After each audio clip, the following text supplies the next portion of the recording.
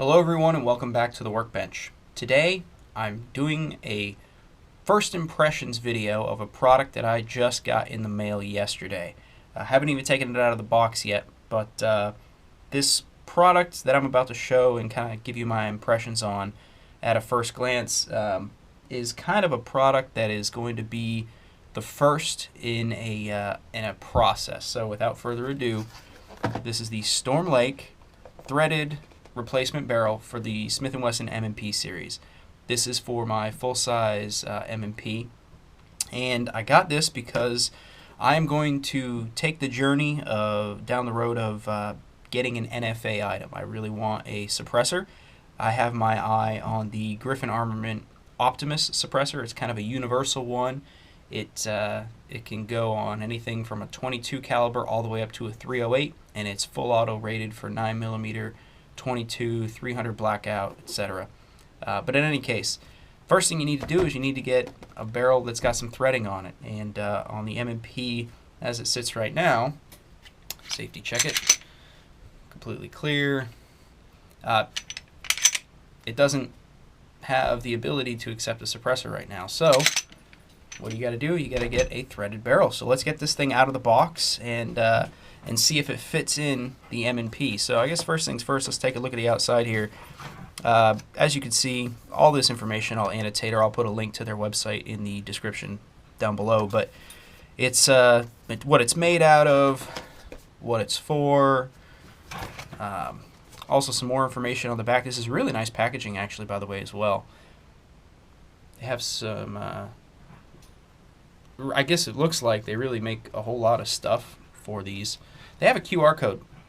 So I scan this with my phone, this QR code here, and I get an error. It says 404 forbidden. So they obviously either need to update their website or put a different QR code on here. So all right, well, let's get this thing open.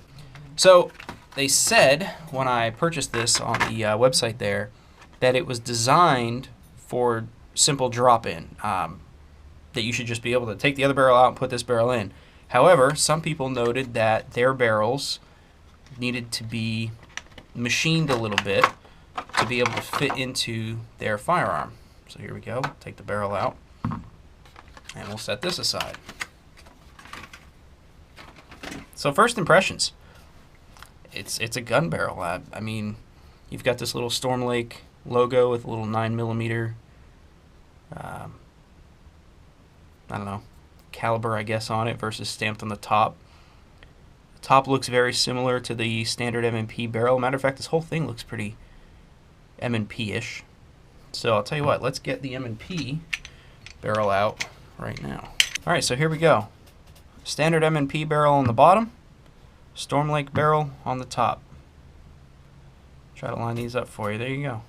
That's the difference. Overall length. So this is listed at a 4.25 inch barrel.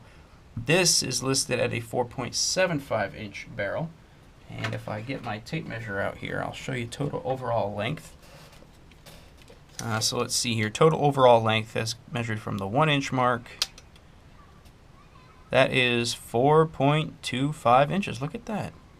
Alright, so now this one from the end of the threading, thread protector here, is 5 inches, 4.95 inches. Basically right at 5 inches. So there you go, as described.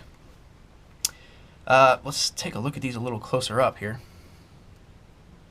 So I don't know how well this is coming through on video. However, if you look, there is a slight difference in how these barrels appear to be manufactured. You see this ring here on the StormLake barrel? I don't know exactly what that is, or why it's there, rather, but the M&P standard factory barrel does not have that. Everything else appears to line up basically perfect. So let's go ahead and see if this fits in. This just screws right off. Let's see if this fits in the as a drop-in piece. So far, so good.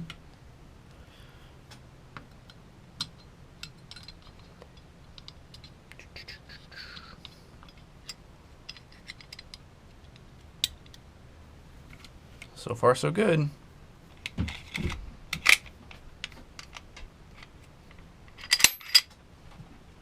Well, there you go. That actually just dropped right in. There you have it. The StormLake logo you can see there. You can see how far it sticks out past. And if I rack it back here, the reason it has to stick out far not only is to accept the threading, but to make sure that when you fire, the suppressor or the can does not hit your guide rod. That's not what you want. You don't want anything to slam into this. So that's why. But it appears to just be a very simple drop-in piece. So there you have it. First impressions? I mean, it looks like, with the exception of that logo, it looks like it was designed by Smith & Wesson. And I know Smith & Wesson does make their own, but I think their thread pitch is different. This is 1/2 by 28 thread pitch. I think Smith & Wesson's is more European in their thread pitch, but I could be wrong on that. So now let's get this thing back out now that we know it fits, and let's do some weights on it, and let's talk maybe about the twist rate as well. Alright, so let's put the standard M&P barrel on here. 3.65 ounces. Now let's weigh the StormLake with the thread protector on. 4.15 ounces, so it's literally a 1/2 ounce heavier. So now I know with long range firearms, center fire rifles, basically, the twist rate of the barrel makes a big difference in terms of what you can shoot out of it. And when I was doing my research on these, I was trying to figure out the twist rate of a standard M&P barrel. And there were some people out there that were saying it was 1 in 18.75, 1 in 16. Others were saying there were even some people claiming a 1 in 10 stock from Smith & Wesson. And I tried to find on this box and on their website anything that calls out the twist rate on these. And to be honest with you, I couldn't find anything on their website. I couldn't find anything on this box anywhere.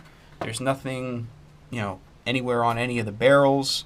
So I don't know what the twist rate is. However, just from looking down these barrels, I can tell you that the StormLake has a much quicker twist rate. So if this is 1 in 16, this is 1 in 10. That's my educated guess, or uneducated guess, depending on who you talk to. But this is definitely a faster twist rate. And I will try to annotate some photographs that dictate and show what I'm talking about here. But, I mean, you can be the judge for yourself. Does it have a quicker twist rate? Does it have a slower twist rate?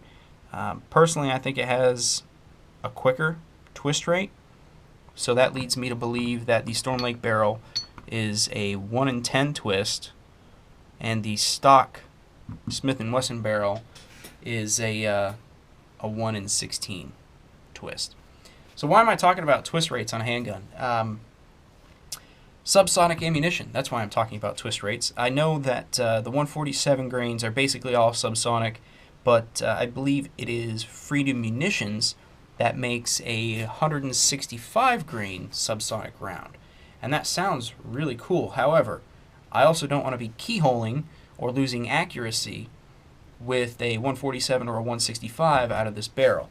And I will do some testing later with 115 grain and 124 grain out of both of these, and if I can find if I can get my hands on some more ammunition, different weights, maybe a 135, a 147, and if I can get my hand on a 165 or something like that, I will definitely do that and bring you those test results in a separate video. But I want to make sure that my accuracy, I'm not giving up any accuracy just by shooting with a suppressor.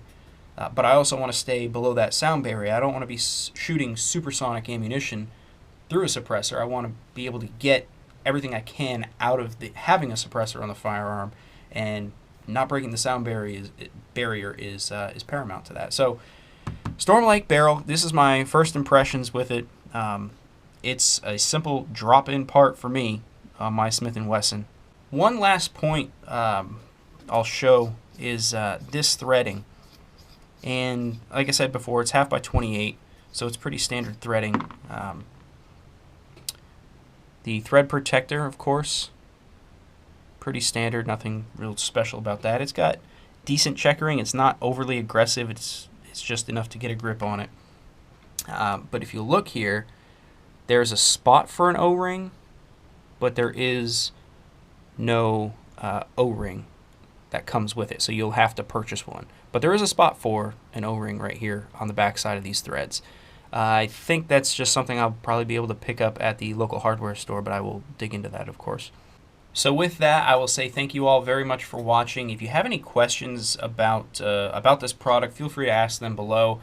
I will get out this weekend to do some testing with it. I actually have a class this weekend and an indoor 3-gun match, so I'll get out and do some testing with it then. I'm not sure when I'll be able to post those videos or what kind of testing I'll be able to do given the time frame, but I will do what I can and I will share those results with you guys.